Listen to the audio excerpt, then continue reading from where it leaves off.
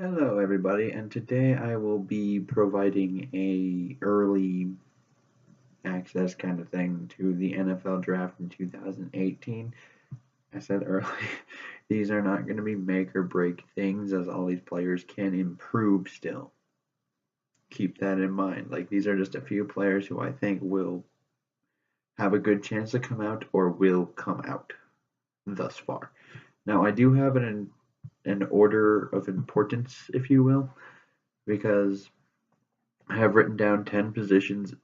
The first one is the offensive tackle position because the O-line isn't a one-year fix, and Remmers, his contract is set up to where he could only be in there for 1 year, or he could possibly slide into right guard.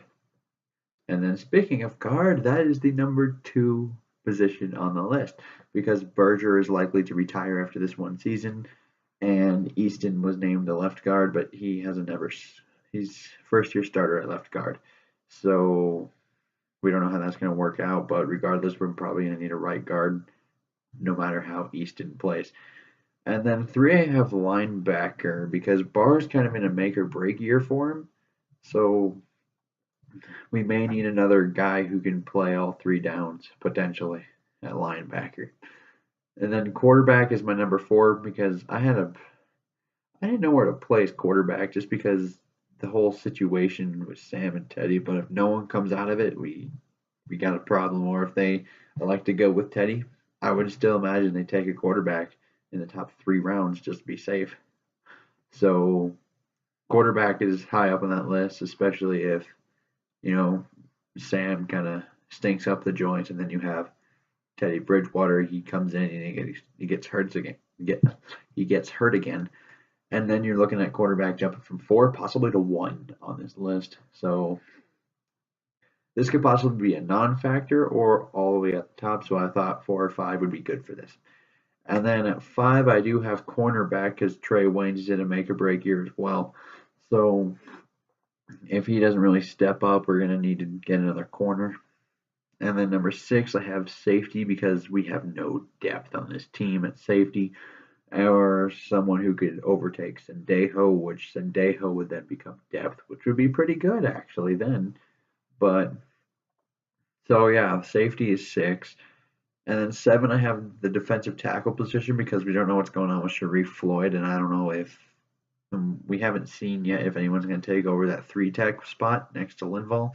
Although I'm very hopeful it's Jaleel Johnson over the course of this season. I hope they would at least give him a chance. And then at 8, I have wide receiver because we're relying on Treadwell and Floyd to kind of fix some problems here, which Floyd is athletic and gifted, but he is suspended the first 4 games and kind of a head case in some ways. And then you have Laquan Treadwell, who had 1 catch last year. So it's a little hard for me not to have an eye on this position for the draft, even if you're expecting one of them, if not both of them, to do well when they're on the field this year. It's still hard for me not to keep an eye on it because that's no. And then tight end is number 9 now because we don't have an athletic tight end anymore, basically, with Blake Bell being added for Bucky Hodges. Hodges was the guy I thought we pretty much needed for it because we have Rudolph, who's like this kind of all around balanced type of guy. We have Morgan, who's this more of a blocker, and then we just needed a guy who could run. We got a guy who could run, then we cut him for a guy who couldn't run, who's another all around but mostly blocker. So I think the athletic tight end is on it, even though we do have Kyle Carter, who's an athletic tight end on the practice squad. It's not the same deal because he'll never be active for a game, and I don't know if he ever will be. And then number 10, I do have a running back because I don't know if Latavius Murray is actually going to be here that long because he has a 1-year opt-out. And so this is more of a power back to complement Dalvin Cook, not necessarily like, oh, we need a 3 down back. No, not necessarily. More just a giant bruiser kind of back. So those are my orders of importance. Today we will be going over the offensive line, and I will start with the offensive tackles. And now these are my rankings because I only have 6 players currently on this list. Like I said, these are going to be small lists of just pretty much previews and looking at what some players might be, because this is based off what they did last season, not this season. So they could still improve and or regress. So there is that. My number 1 tackle right now is Connor Williams because, just so we know, I am taking account, this is very Minnesota Vikings specific, so this is considering the switch to the zone scheme. So Connor Williams fits it perfectly to a T because he's not necessarily a downhill runner, a downhill blocker. So he's much better blocking on the move and in space. So when you're in a zone scheme and you're always moving laterally, that's better for him because he can't just manhandle people at the line of scrimmage. So even though he is 6'6", 320 pounds, he's not that much of a mauler. But he is very solid in pass protection. He can actually mirror very well. He's very athletic, and he can pull and do all of those things. So he's not a liability in either pass protection or run blocking. And honestly, there's enough here to show that he could be a starting left tackle from day one in my mind. And then the second one I have is Orlando Brown Jr. out of Oklahoma. So he's an interesting guy because I don't know if he even fits our scheme at 6'8", 360. He does have a natural slowness to him, but he does have a little bit of grit and nastiness to his game, which I love a lot. He'll finish his blocks all the way to the whistle. He'll get some extra shoves in there. And when it comes to the offensive line, I love having bullies up front because then you can that's how I want the mentality to be. I want them to be able to dominate the other side. So when everyone freaked out about the Richie Incognito thing, I almost viewed that as a good thing. I was like, that's how you want your offensive lineman to act. And that's kind of what Orlando Brown is. So, but he does have problems, I think. I think the fact that he plays at Oklahoma does hurt him a little bit because you don't see him fire out of a 3-point stance almost never.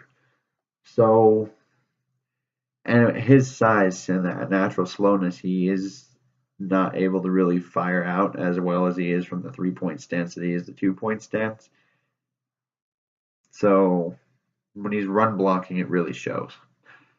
Because when he gets into a 3-point stance and just fires off, which is rare because it's usually only on the goal line for Oklahoma, he can dominate people.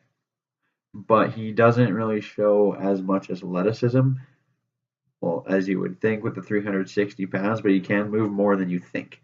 So he's athletic for his size, not necessarily athletic, but he is solid in pass protection for the most part. Sometimes people can round him out the edge just because of the slowness. But he is pretty good at the mirroring of defenders. He does actually do what you're supposed to do at that size when you're that slow, which is just use your size and length to your advantage. So he will, when he's rounding people outside the pocket, he will put his arm out there and pretty much just redirect them as opposed to trying to get all the way over there, which when you're that slow and that big, that's something that's viewed as a good thing to do. So I view this as kind of like a possible weight loss for him. He, regardless of what team takes him, they will probably want him lower than 360. So I was thinking, if you can drop 30 pounds in this guy, he's probably a lot better, but I still think he's most likely a right tackle anyway, as where Connor Williams might be more of a left tackle fit. And then my third guy on here is Mike McGlinchey out of Notre Dame, the first senior, as the two guys before him were juniors. He is 6'8", 312 pounds, and he is athletic, but he is more of a pass blocker. He will not dominate in the run game. If you're looking for a run blocker, McGlinchey is not your dude. McGlinchey, for the most part, he does actually pull and get to the second level, but he more so just kind of throws a little nudge or a shoulder, or kind of he'll just attack one shoulder and not really hit the guy. And that's a little concerning to me, but he is very solid in pass protection. So he has that, like, he's very good in this spot, but not so good in that. It's just usually the other way around, usually. So, but yeah, like whenever he's countered with moves, he's almost never stumped on them. He knows what to do. He knows how to switch off. He knows when to switch off with other people. Like when it comes to stunts. So he rarely gets beat in pass protection. That's rare for him because he's actually very solid in that, but he just can't really run block, which is weird. Like you see like he just doesn't hit them hard enough, it looks like sometimes. So I don't know if it's a disinterest thing and he just prefers the pass protection or what. Usually that once again would be the other way around. I don't know how. So he's an interesting guy because I can see him definitely having a lot of value just because of the pass protection. But he would definitely fit the zone scheme. Just I'm just very concerned with the run blocking ability with him. So he is able to, they do pull him and they do all those things. He's able to get to the second and third level of the defense. So he would fit the zone scheme, but the run blocking is a concern. Sorry. And then at number 4, I have Trey Adams out of Washington, another junior. This one's more of a project. He's at 6'8", 320. He's very athletic, especially for his size. And they pull him a lot, and he is actually probably the most athletic one on this list, despite possibly being one of the biggest ones.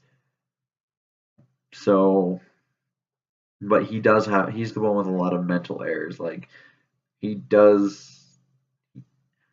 Oftentimes he will overstep to one side and the defensive end will have a clear path to the quarterback just because they'll either go inside or outside because he'll overcompensate for what he lost for on the other play.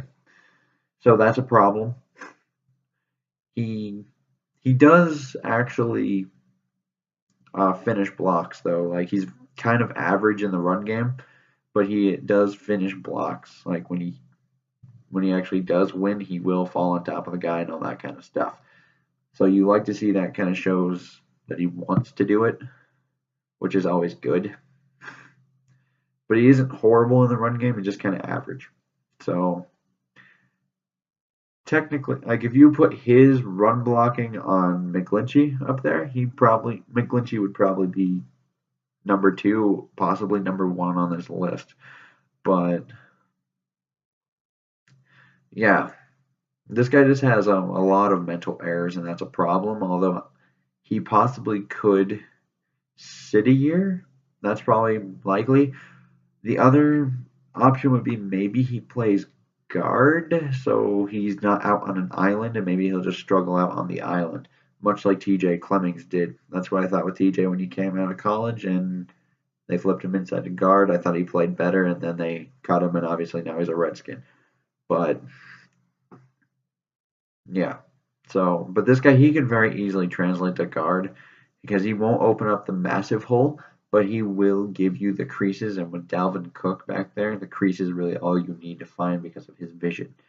So, this is a guy that I would have on the radar, just possibly for either developmental or possible guard.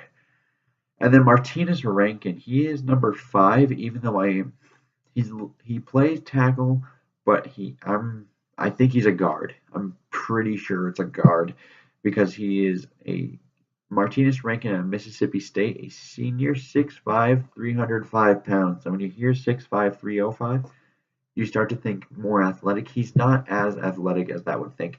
He struggles with speed to the outside. And that's a really big problem for how much he does struggle with it. So that is not good, to say the least. They do sometimes, like on screens, he can get out there, so he's athletic enough to pull and do all those things, just not necessarily right out of his stance. So I think a move into guard would actually really help this guy. But he's one of those maulers in the run game. He can really get after you in the run game. So that's another reason why I think this guy is a clear candidate to move to guard because he's actually okay in pass protection when he's not getting ran around the edge. but that happens so much that you think, no, this can't work out here. And then my last guy on the offensive tackle list is Mitch Hyatt, a junior out of Clemson who is listed at 6'5", 295.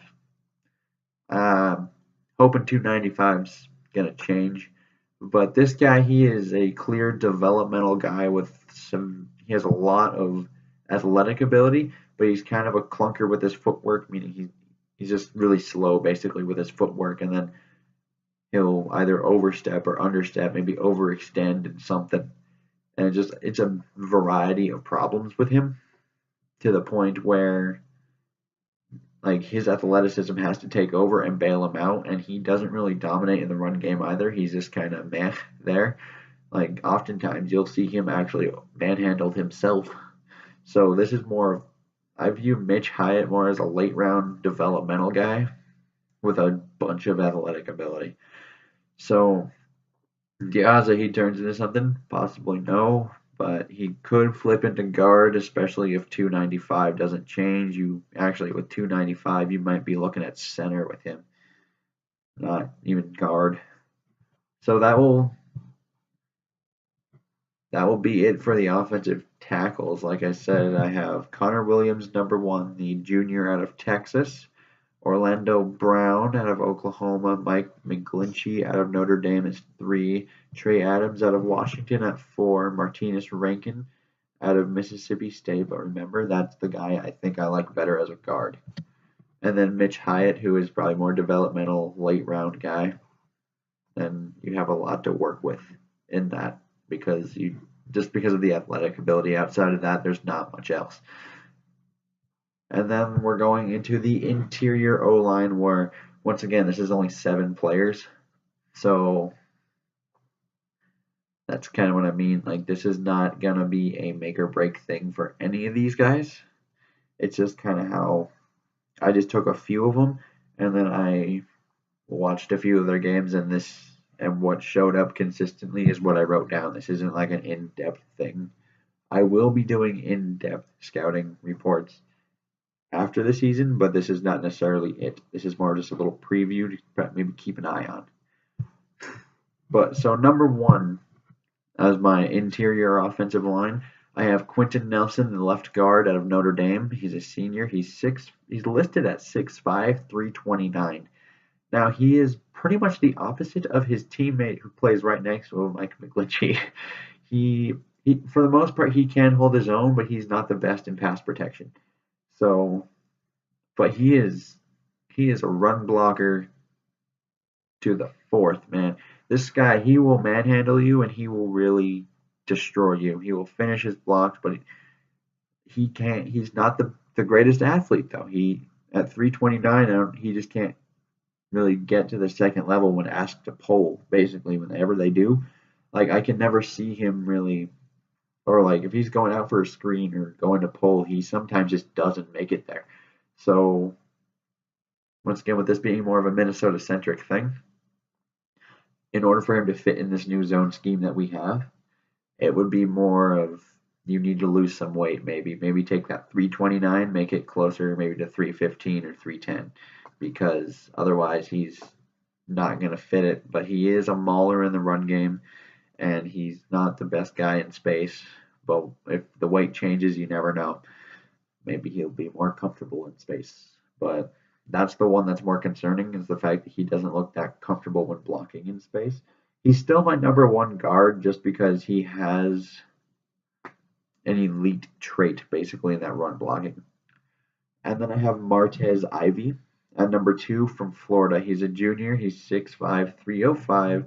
This one shows a lot of athletic ability, and he actually has shown that he can pass protect well, and he can move, and he can run block really well, but he's just so inconsistent because it will just derail everything. Like, you'll see him just dominate on a run play, one play, right? And then the next play, you'll see him actually lunge with his hands, and then he'll just completely whiff. So it's just a lot of inconsistencies that he does that really kills him, basically. And then whenever you talk about like his pass protection, It's actually pretty solid, except for the fact that like any quick move to the inside seems to really get him, which is a real problem when you're talking about the A gap. You need to protect that with like your life depends on it, because that is the hardest pressure to overcome for any quarterback. I don't care who they are. Right up the middle is how you really disrupt an offense when they're throwing. So he needs to kind of fix that.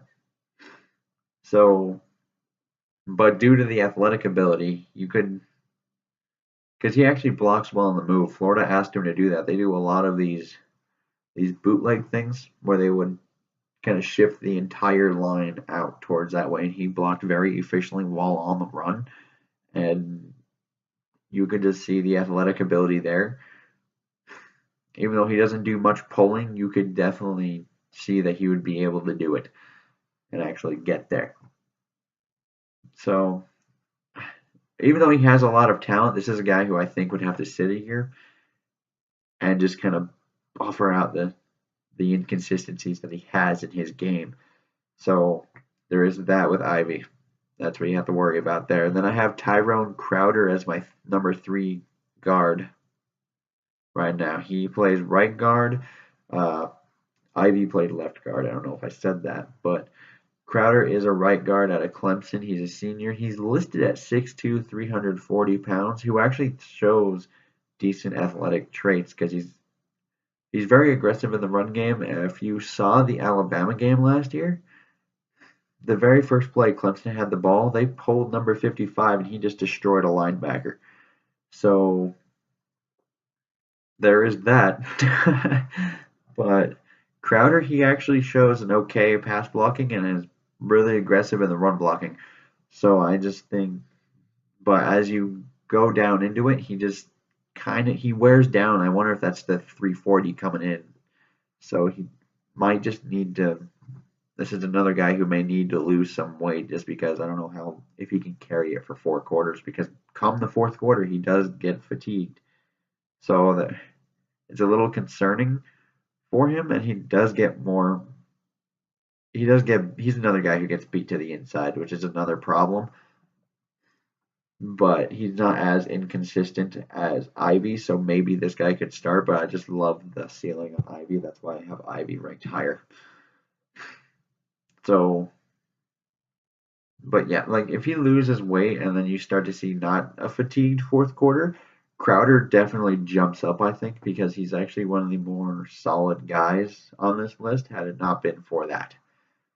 And then I have Frank Ragnow out of Arkansas. He's a senior. He's 6'5", 319. He plays center at Arkansas. But that's a huge center, and I really do think he can flip to guard because he's another guy that when he gets out in space, he can actually really block. And on screens, he's able to get there really quickly.